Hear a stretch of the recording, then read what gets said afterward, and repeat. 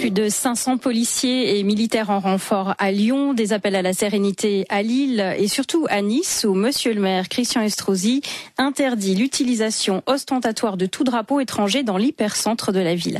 Voilà le tableau, Mehmet Gültas, on peut le dire. La France est sous haute tension quelques heures avant le match ce soir 22h entre l'Algérie et l'Allemagne.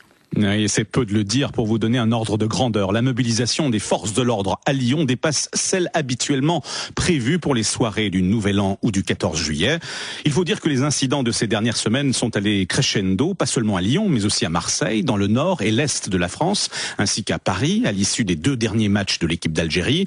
Des heurts se sont produits avec les forces de l'ordre qui ont utilisé du gaz lacrymogène, des voitures ont été incendiées et du mobilier urbain saccagé. Une trentaine d'individus ont été interpellés après la victoire de l'équipe algérienne contre la Corée du Sud le 22 juin. Ils étaient plus de 70 à être arrêtés par la police 4 jours plus tard suite à la qualification de l'Algérie pour les 8e de finale aux dépens de la Russie. Alors, le gouvernement a tenté de calmer le jeu, si j'ose dire, en soulignant qu'il s'agissait là d'actes commis par une minorité de casseurs et en renforçant parallèlement les dispositifs de sécurité pour empêcher que ces groupuscules ne gâchent la fête. Mais le Front National n'a pas manqué de dénoncer l'échec total de la politique d'assimilation et réclamer la fin de la double nationalité.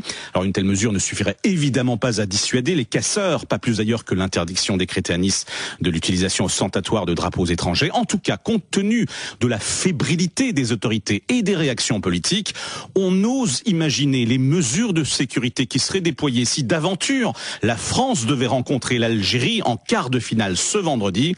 Pour le gouvernement français, ce serait à n'en pas douter le scénario cauchemar de cette Coupe du Monde. Mehmet Gültas, merci. Tariq Ramadan est avec nous, bonsoir.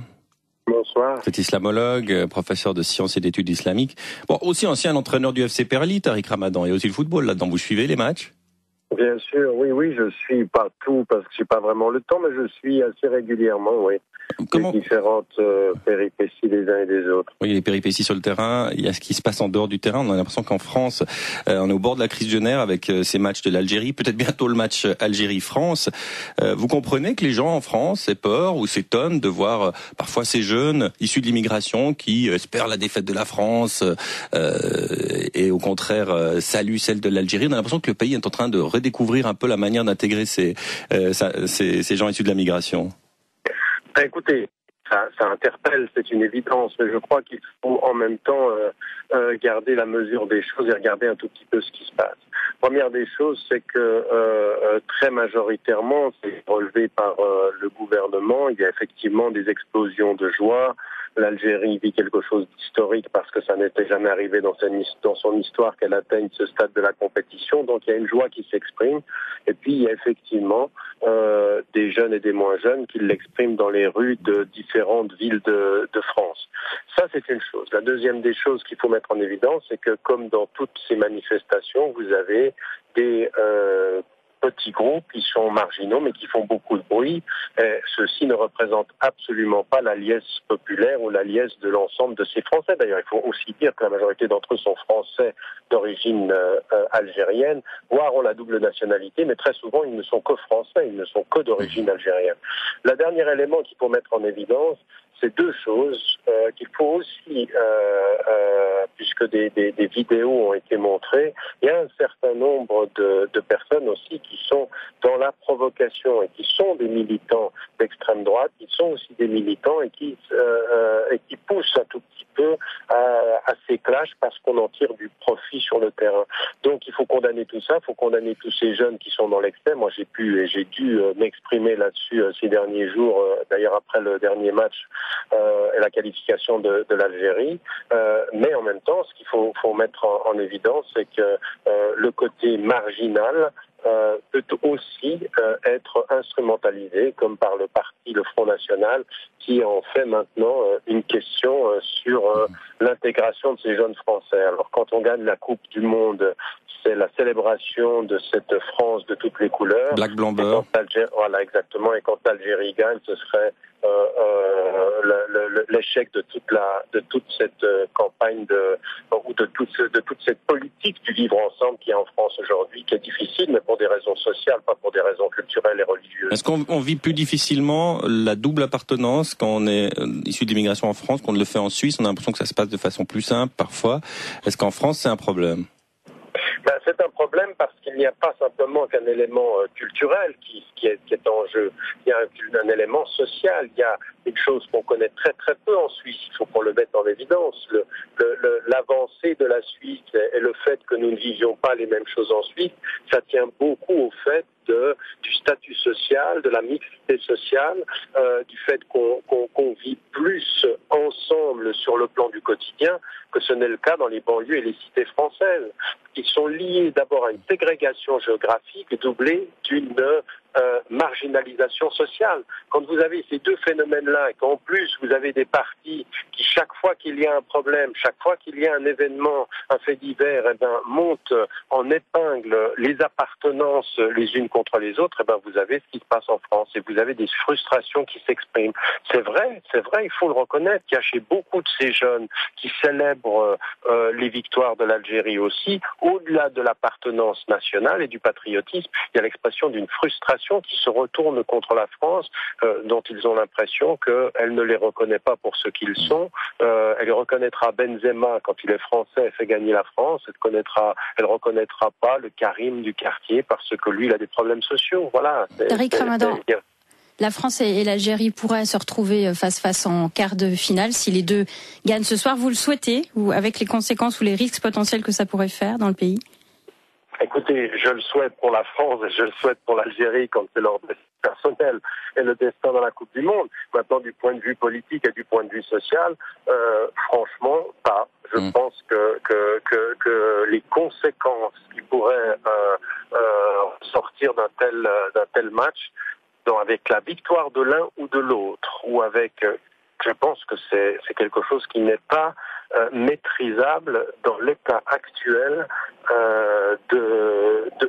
Moi, je vais aller plus loin aussi, non pas simplement de ces jeunes et de leur attitude, mais aussi dans la politique française. Elle n'est pas très très claire par rapport à cette population-là.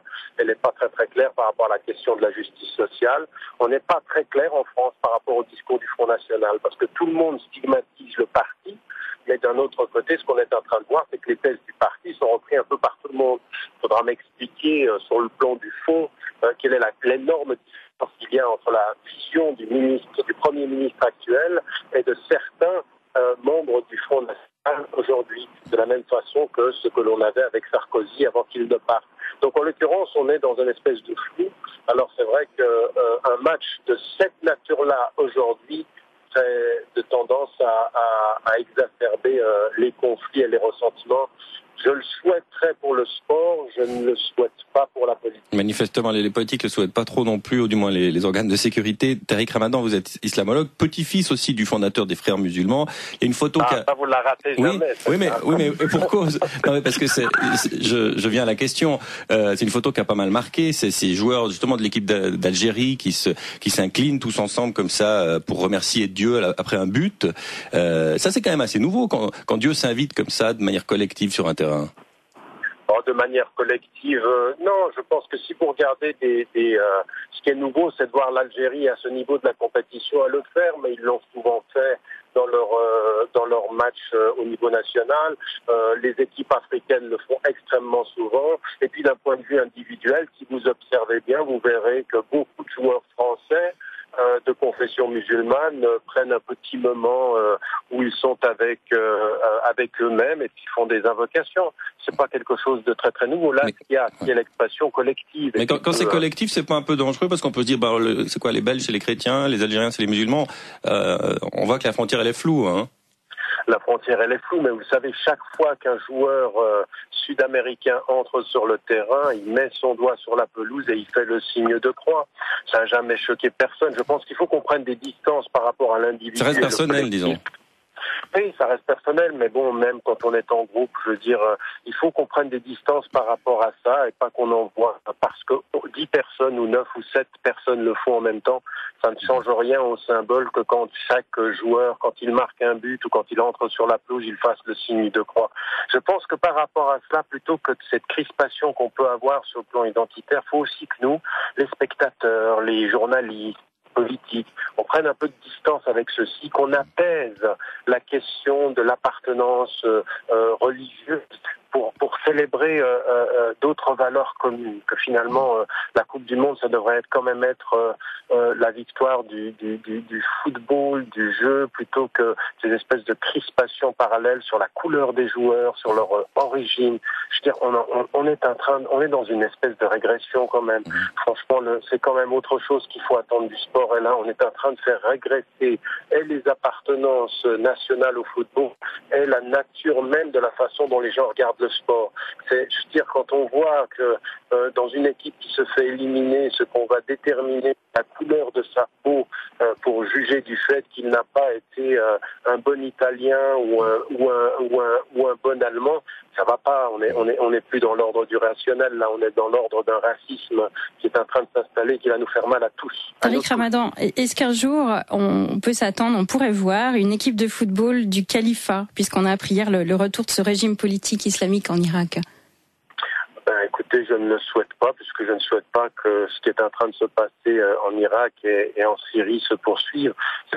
Nous, là, alors du coup, c'est aussi à nous sur le plan politique d'être capable de dire que ce qui est en train de se produire là-bas, c'est une trahison du message de l'islam. Et ce sont des gens qui jouent avec des symboles de notre tradition pour essayer de galvaniser les sentiments d'appartenance. Alors eux, de l'autre côté du spectre, c'est le populisme religieux qu'il faut combattre. Et donc, la meilleure chose que l'on puisse espérer, ce n'est pas une équipe du califat qui vienne de là-bas, mais vraiment, et du plus profond de l'intelligence démocratique, des vrais processus de démocratisation. Parce que moi, je suis le premier à dire que ce qui se passe là-bas est la responsabilité première des pays, des Arabes, des pays arabes, des pays et des musulmans qui sont en train de se diviser chiites, sunnites de façon intolérable.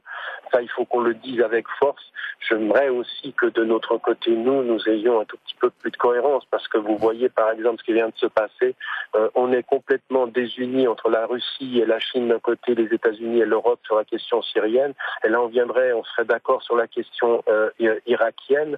Les Américains n'envoient pas d'avions, on ne sait pas pourquoi d'ailleurs, pour essayer de sauver le régime. C'est les Russes qui le font. On est dans une cacophonie. Donc, de là où nous sommes, autant il faut aimer le sport et avoir un état sportif, autant en termes de politique, il faut avoir de la cohérence et puis des principes auxquels on tient. Oui, le sport. D'un côté comme de l'autre, c'est pas ça. En tout cas, en France, effectivement, le sport a un peu débordé sur la politique. Le match est en cours. France-Nigeria 0-0 pour l'instant. 15 minutes de jeu. On ira voir Alain Thévault l'entendre, en tout cas, au Brésil tout à l'heure. On vous remercie beaucoup, Tariq Ramadan. Merci infiniment. Vous allez suivre la Suisse demain avec votre maillot. Vous allez supporter où le match? Écoutez, j'étais pour les Suisses. Je suis à Londres en ce moment. J'étais pour les Suisses, entouré de Français, et j'ai passé une très mauvaise soirée. Ça, c'est certain. Mais ils sont rattrapés depuis. Bonne soirée, Tariq Ramadan. Merci beaucoup. Merci.